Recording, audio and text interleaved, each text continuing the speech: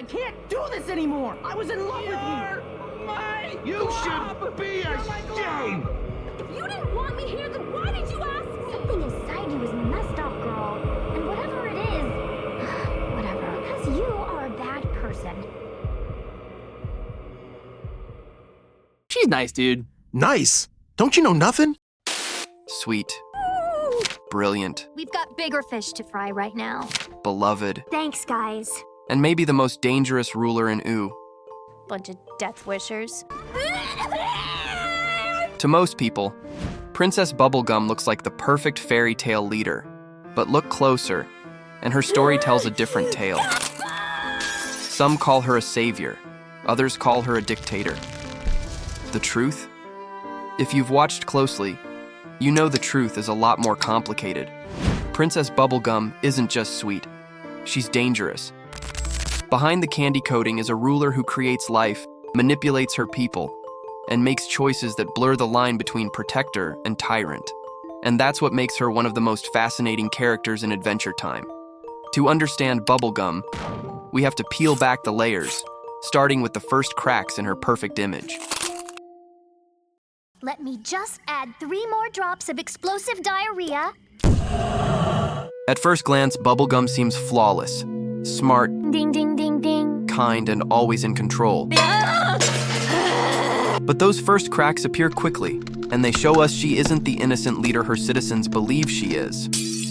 In Too Young, she manipulates Finn into helping her overthrow the Earl of Lemon Grab! She doesn't just ask, she uses his crush on her to bend him to her will.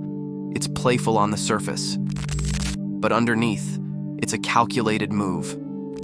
In Mortal Folly, when the Lich escapes, What the nuts? Bubblegum's focus isn't on comfort or reassurance. It's cold efficiency. She's ruthless, What? sacrificing anything for the greater goal of survival. Get out of my sight. It's not the behavior of a fairy tale princess. It's the pragmatism of someone who already knows ruling means compromise. She doesn't play the gentle princess, she plays the general, and her kingdom is the battlefield. These moments are small, but they're our first glimpse at who Bubblegum really is. She's not the innocent leader her candy citizens believe in. She's someone willing to play games, pull strings, and make choices that others never could. I'm PB. I spy on everybody. No big D. Because you are a bad person. If Bubblegum's small manipulations raise questions, her science leaves no doubt about how dangerous she can be. She doesn't just rule the Candy Kingdom, she built it, creating life itself through experiments that blur the line between brilliance and monstrosity. Take Goliad. Bubblegum designs a psychic child meant to be her perfect successor. But instead of a symbol of hope, Goliad becomes a monster, her third eye glowing as classmates bow under her psychic control. It's not an accident, it's a mirror. Bubblegum's obsession with order reflected back in a child who enslaves instead of protects. In philosophy, this echoes Thomas Hobbes's Leviathan, the idea that only absolute power can bring peace. But Adventure Time shows us what Hobbes didn't. When control is forced, it doesn't create safety. It creates tyranny. And then there's Lemon Grab. Her first attempt at a candy person outside the norm. Unstable, screaming, desperate for order. Bubblegum abandons him almost immediately, calling him a failed experiment. But Lemon Grab doesn't disappear. He festers, he spirals into paranoia and cruelty, and every time he shrieks, "Unacceptable!" in an empty hall, he looks less like a subject gone wrong, and more like Frankenstein's monster, a creation abandoned by its maker, doomed to suffer for her rejection. And it isn't just candy people. When she discovered Flame Princess as a child, Bubblegum deemed her too dangerous and had her locked away. Years later, she secretly planted cameras inside Cinnamon Bun to spy on her, even manipulating events to cool the Fire Kingdom just to gain access to its weapons. What? Protection and paranoia blur until you can't tell the difference. Because for Bubblegum, The world has always been an equation. Problems are formulas, people are variables, and when something doesn't work, she discards it like a broken calculation. It's what makes her a brilliant scientist, but also a dangerous ruler. To her, every mistake is just another result. To everyone else, it's a life. Perhaps the reason why she creates and controls so obsessively deep down, she's chasing what she once had as part of the Mother Gum, a collective mind where everything was unified and safe. The Candy Kingdom, with all its sweetness, surveillance, and order, is her attempt to recreate that lost wholeness. But in trying to rebuild it, she smothers the very freedom that makes her people real. And that's where the mask slips.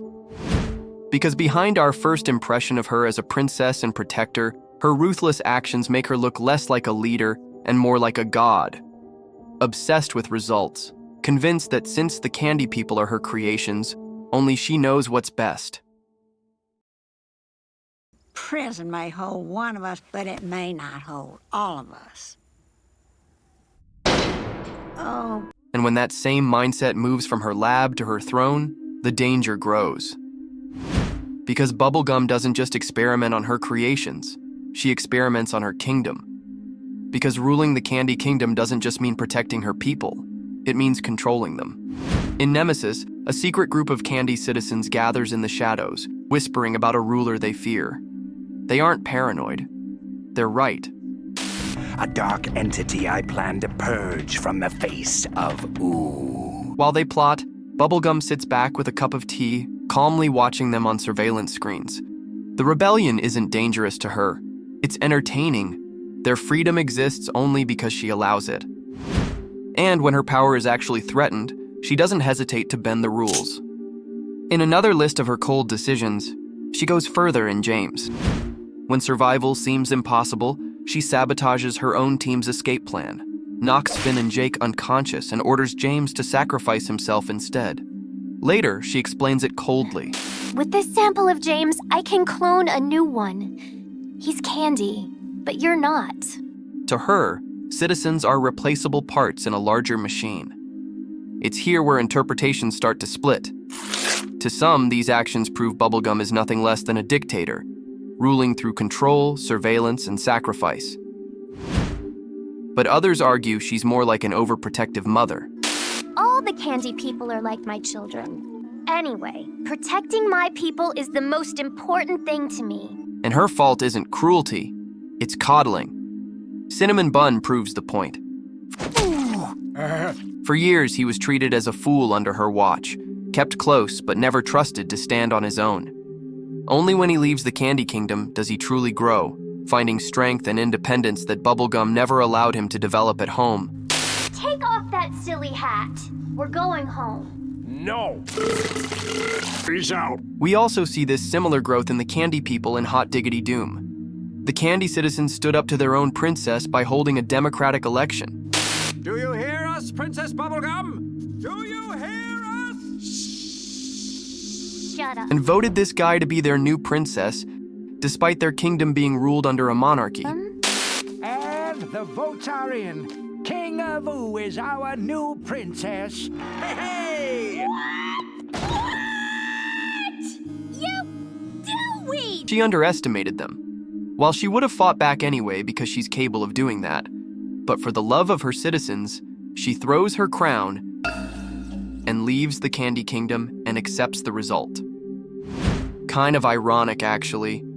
Her losing the throne was caused by her denying her citizens of critical thought. The Candy People are real dumb. Her rule may look like tyranny, but in some ways, it's smothering love that refuses to let go. A ruler who believes in safety through control, order through surveillance. The Candy Kingdom becomes more than a monarchy, it becomes a panopticon, a society where everyone behaves because they know they're always being watched. Adventure Time takes the fairy tale princess archetype and flips it on its head. She looks like the hero, but she governs more like a tyrant, a sugar-coated Olympus, with Bubblegum perched as both goddess and jailer, her power unquestioned. Bubblegum's hunger for control doesn't just shape her kingdom, It bleeds into her closest relationships. The same instincts that make her a controlling ruler also make her a distant partner, turning love and loyalty into tools she can't stop using. Take the suitor. Bracco arrives trembling with devotion, ready to sacrifice anything for her affection. Most rulers would let him down gently. Bubblegum doesn't. Instead, she dissects his feelings like a scientist taking notes on a failed experiment. She calls his obsession. What you're feeling is called infatuation. The pain is a product of you overvaluing a projected imaginary relationship with me.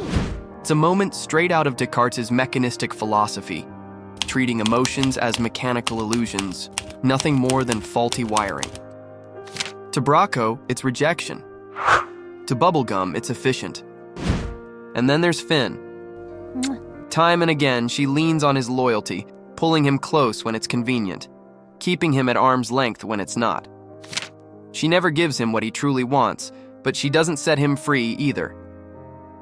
Finn's devotion becomes a leash, long enough to let him run, short enough to pull him back when she needs him. It's not romance. It's control disguised as care. Even in smaller moments, control wins out. I feel weird.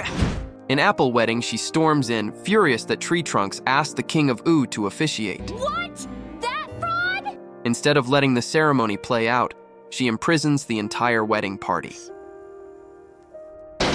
What should have been a day of joy becomes another test of her authority. Nope, nope, nope. Stop talking, go to jail. Oh, Yeah.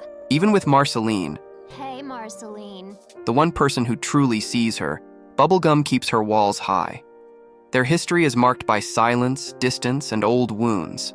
Bubblegum avoids vulnerability, not because she doesn't feel, but because to her, love is dangerous. Come on, Bonnie. Don't run away from happiness. Love means surrendering control. And control is the one thing she has built her entire identity around. These moments are quiet, but they reveal everything. For Bubblegum, to love is to risk losing power. And that's the one risk she has never been willing to take, until much later. By now, the question becomes impossible to ignore. Is Princess Bubblegum truly a hero? Or something darker? She insists everything she does is for her people. And in some ways, she's right. The candy people are mercurial, but they're not dillweeds. I mean, they know that I love them. King of Ooh is up. Dillweeds! Every camera, every experiment, every manipulation is justified in her mind as protection. She doesn't see cruelty. She sees responsibility. She isn't crossing lines. She's making the hard choices no one else will. We can argue that this makes her the perfect symbol of political leadership, embodying both the best and worst traits of a ruler. She is responsible, always calculating consequences, but also overbearing and willing to control others for their own good. She lives permanently in the gray areas where most leaders eventually find themselves. Philosophically, this is utilitarianism sharpened into a blade. The belief that the greatest good for the greatest number justifies every action. Bubblegum doesn't just believe this, she lives it, creating life only to discard it, weaponizing loyalty, treating love like a distraction from science. Each decision is cold, calculated, and efficient, and it's important to remember, Bubblegum isn't human. She's an elemental mutation, born from the mother gum itself. Her morality was never going to mirror ours. She sees outcomes, not ethics. To us, she looks ruthless. To her, she's solving equations. Even with Lemon Hope, she pushed responsibility onto him by showing him the atrocities of Lemongrab's kingdom while he was still a child, traumatizing him into action. Was she teaching him responsibility or forcing him to carry her guilt? The line between guidance and manipulation is razor thin, and yet it's hard to see her as the villain. In the Gum War, many argue that Gumball escalated every conflict and refused peace at every turn. To them, Bubblegum wasn't the aggressor. She was fighting a war she didn't start. Her mistakes may be real, but some battles were unwinnable from the start. And that's what makes her so unsettling. Because unlike Peppermint Butler, who hides in shadows, Bubblegum never pretends. She does it all in the open. She's adored, trusted, worshipped even, while quietly deciding who matters, who suffers, and who survives. So what do you call a leader like that? A savior in pink? A tyrant in sugar? Or something far more dangerous? A beloved dictator, too sweet to doubt until it's too late. For all her brilliance, Bubblegum's greatest flaw was always her emotional distance. I honestly can't focus with you here acting like monster trash. She ruled with control because she feared what would happen without it. But over time, the walls she built around herself begin to crack, not just in her kingdom, but in her heart. That turning point comes through Marceline. Their relationship is jagged, scarred by years of silence, sharp words, and unspoken feelings.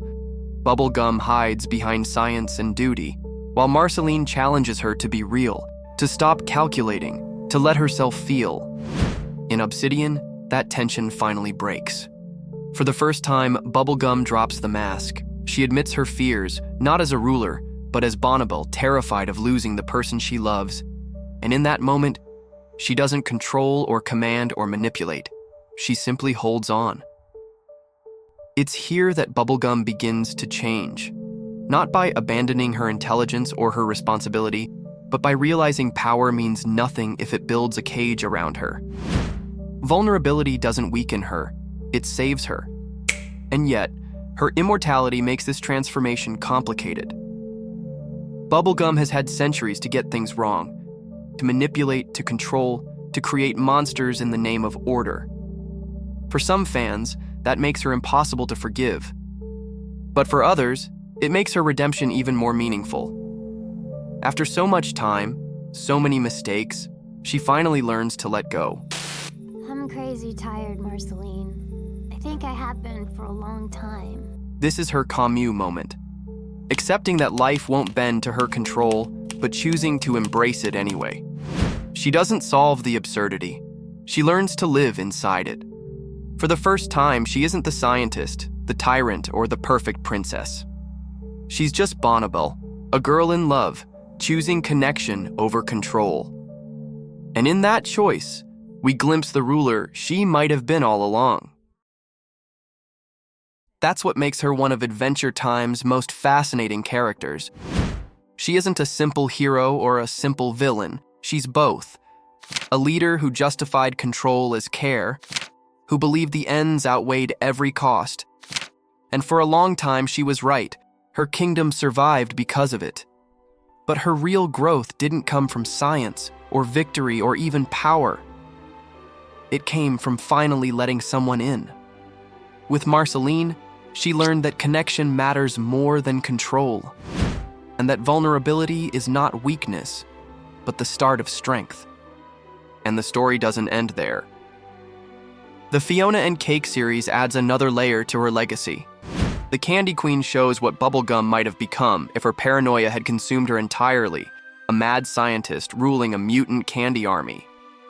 Gary's Pastries, meanwhile, reframe the Candy Kingdom not as a dictatorship but as a passion project, something born out of creativity and love. Between those extremes lies the real Bonnibel, dangerous, protective, brilliant, flawed. So was Princess Bubblegum ever truly a hero? Or was she always a tyrant who learned to soften her grip? Maybe the answer is both. And maybe that's what makes her so human. Because like all of us, she's not defined by what she was, but by what she chose to become. Sweet, dangerous, flawed, human. So, was Bubblegum ever truly fit to rule? Or was Ooh just lucky she learned to love? Your call, adventurers. See you in the next one.